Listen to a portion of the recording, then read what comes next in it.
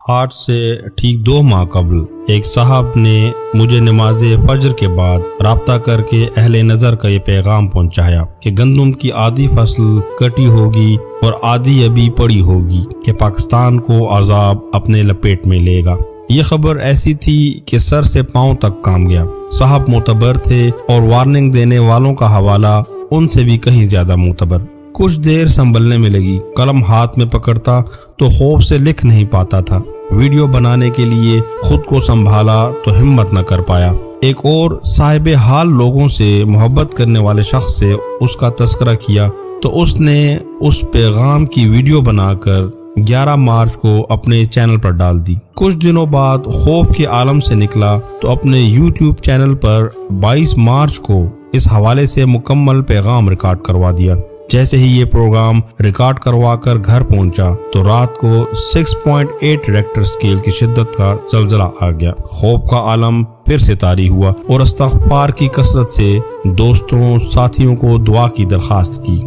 اسی دوران کئی صحافیوں کے ہمراہ عمران خان صاحب سے ملاقات ہوئی تو وہاں اہل نظر کی وارننگ کا تذکرہ کیا تو شاہ محمود قریشی صاحب نے کہا کہ سندھ میں تو گندم کی کٹائی شروع ہو چکی، اس کے بعد طوفان باد و باران اور ژالہ باری نے اس ملک کو گھیر لیا اور لوگوں کی مکئی اور گندم کی فصلیں تباہ ہو گئیں۔ اللہ نے قرآن پاک میں کسی قوم کے ساتھ اپنی ناراضگی کو ختم کرنے کا صرف ایک راستہ بتایا ہے، سو نہ ہوئی کوئی بستی کہ یقین لاتی اور ان کا یقین لانا ان کے کام آ جاتا، سوائے یونس علیہ السلام کی قوم کہ جب وہ یقین لائی تو ہم نے ان سے ذلت کا عذاب دنیاوی زندگی میں ہی ان سے ٹال دیا اور ان کو ایک وقت تک زندگی سے فائدہ اٹھانے کا موقع دے دیا۔ یہ مہربانی اس لیے ہوئی تھی کیونکہ حضرت یونس علیہ السلام کی پوری قوم اجتماعی طور پر اللہ سے معافی کی طلب میں سجدہ ریز ہو گئی تھی۔ پاکستان کو دہشت گردی کے خلاف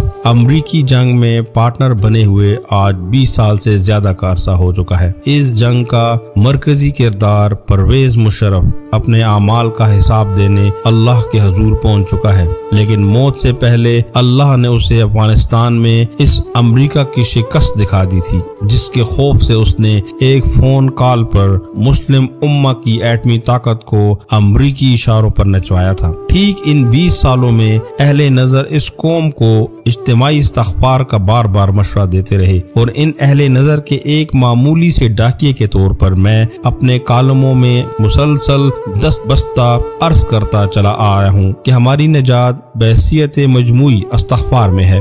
بار بار لکھا کہ اللہ تعالیٰ نے اپنے عذاب کے 3 روپ بتائے ہیں۔ آپ کہیے کہ اس پر بھی وہی قادر ہے کہ تم پر کوئی عذاب تمہارے اوپر سے بھیج دے یا تمہارے پاؤں تلے سے، یا کہ تم کو گروہ میں تقسیم کر کے سب کو بڑھا دے اور تمہیں ایک دوسرے کی لڑائی کا مزہ چکھا دے۔ گزشتہ 20 سال میں ہم پر پہلے 2005 کا شدید زلزلہ آیا، پھر 2010 کا سیلاب آیا اور پھر ہمارے گلی کوچے میدان جنگ بن گئے، لیکن ہم باز نہ آئے۔ جتنے لوگ اس جنگ میں ہمارے ہاں جاں بحق ہوئے اس کا عشر اشیر بھی کسی اور ملک میں نہیں مارے گئے۔ اکثر لوگ یہ سوال کرتے ہیں کہ 57 اسلامی ملک ہیں تو پھر یہ عذاب پاکستان پر ہی کیوں آتا ہے؟ ہم ہی اللہ کے غضب کا شکار کیوں ہوتے ہیں؟ اس کی وجہ وہ وعدہ خلافی ہے جو ہم گزشتہ 75 سال سے کر رہے ہیں۔ 57 اسلامی ممالک میں کوئی ایک بھی ایسا ملک نہیں ہے جو اس وعدے پر قائم ہوا ہو کہ یہ صرف مسلمانوں کا ملک ہے اور یہاں اللہ کی حاکمیت کا پرچم شریعت کی صورت لہرائے گا۔ باقی تمام مسلمان ممالک رنگ، نسل، زبان اور علاقے کی بنیاد پر دنیا کے نقشے پر ابھرے۔ اللہ تعالیٰ نے ایک اصول قرآن پاک میں کھول کر بتا دیا ہے کہ اس سے اس بات سے کوئی غرض نہیں کہ آپ اسے مانو یا اس کا انکار کر دو، لیکن اگر آپ اسے مالک کائنات اور فرمانروا مانتے ہو تو پھر اس کا یہ حکم ہر معاملے میں ماننا ہوگا، کہیں بھی تمہاری اپنی مرضی نہیں چلے گی۔ اگر تم نے کچھ احکامات کو مانا اور کچھ سے انکار کیا تو پھر تو کیا تم اللہ کے بعض احکامات کو مانتے ہو اور بعض سے انکار کرتے ہو؟ تو جو تم میں سے ایسا کرے اس کا بدلہ دنیوی زندگی میں ذلت و رسوائی کے سوا کیا ہے، اور قیامت کے دن انہیں شدید ترین عذاب کی طرف لوٹایا جائے گا۔ اللہ اس دنیا میں کفار کو ڈھیل دیتا ہے اس لیے کہ ان کے لیے پکڑ آخرت میں لازم ہے، لیکن وہ مسلمان جو اس سے عہد کر کے نافرمانی کرتے ہیں انہیں دنیا میں ہی ذلیل و رسوا کر دیتا ہے۔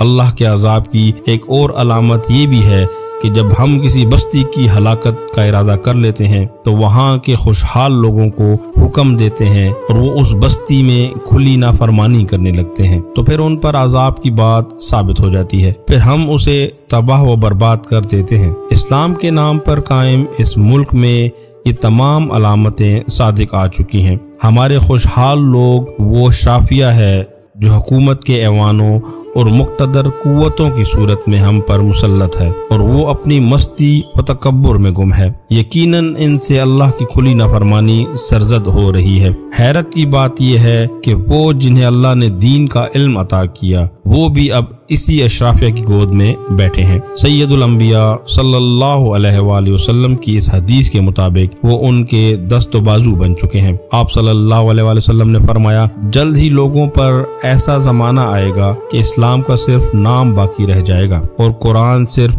رسم کے طور پر استعمال ہوگا۔ ان کی مساجد بظاہر آباد ہوں گی مگر ہدایت کے اعتبار سے خراب ہوں گی، اور ان کے علماء آسمان کے نیچے بدترین مخلوق ہوں گے۔ فتنے انہی سے نکلیں گے اور انہی میں لٹا دیے جائیں گے۔ ہم ایک حالت عذاب میں تو ہیں مگر سنبھلنے کی کوئی ترکیب نظر نہیں آ رہی، لیکن ڈر صرف اس بات کا ہے کہ کہیں ہم پر وعدہ خلافی کا ویسا عذاب نہ نازل ہو جائے جیسا 2 دفعہ بنی اسرائیل پر نازل ہوا تھا۔ تو ہم نے بھیجے تم پر اپنے بندے لڑائی والے، سخت وہ تو گھس گئے گھروں کے اندر، اور جب دوسرے وعدے کا وقت آیا تو ایسے لوگ بھیجے جو بگاڑنے تمہارے چہرے اور داخل ہو جائیں مسجد میں جیسے پہلی بار داخل ہوئے تھے، اور ویران کر دیں جہاں غلبہ پائیں، پوری طرح ویران۔ بظاہر پہلا حملہ بابل کے حکمران بخت نصر نے کیا تھا اور دوسرا حملہ رومن جنرل ٹائٹس کا تھا، مگر اللہ فرماتا ہے میں نے انہیں تم پر عذاب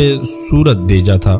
رسول اکرم صلی اللہ علیہ وآلہ وسلم نے فرمایا، تم لوگ پہلی امتوں کے طریقوں کی قدم بقدم پیروی کرو گے، یہاں تک کہ اگر وہ لوگ کسی سانحے کے سوراخ میں داخل ہوئے تو تم بھی اسی میں داخل ہوگے۔ قوموں پر عذاب ان کے اندر پہلے آپس کی لڑائی سے آتا ہے اور پھر ان پر دوسری قوموں کو مسلط کر دیا جاتا ہے۔ اگر ہم بنی اسرائیل کی پیروی میں اللہ سے غافل ہیں تو کیا ہم پر کسی ظالم کو مسلط نہیں کیا جائے گا؟ اللہ کا دستور ہے جو پہلے لوگوں پر گزر چکا ہے، اور تم ہرگز اللہ کے دستور میں تبدیلی نہیں پاؤ گے۔